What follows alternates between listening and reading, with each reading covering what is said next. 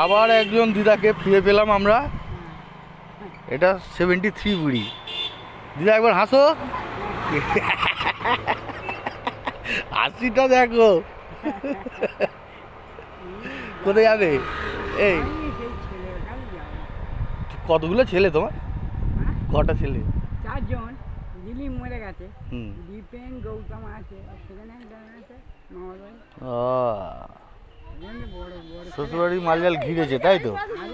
বড় ছেলে তোমার বাপের বাড়ির মালজাল ঘিরেছে তাই তো? হ্যাঁ, সব বাবা দিয়ে গেছে। বাবা আমাদের হারে কিছু দিয়ে মিথ্যা কথা বলছো না। তোমাকে ইয়াং বয়সে তোমার দেখতে সুন্দর ছিল। না না, আমাদের ঘরে খালি গয়না দিয়ে, গয়না ভরি সোনা দিয়ে গেছে। 10 ভরি আছে এখন? আছে? হ্যাঁ, না দাও না, আমার 10 ভরি সোনা। হ্যাঁ বাবা, একটু ভাতের সাথে মাখিয়ে খাবো। কি হলো? গয়না তুমি আমি দিয়ে যাচ্ছি বাইকে করে। বাইকে বসতে পারবে? দাঁতটা দেখাও।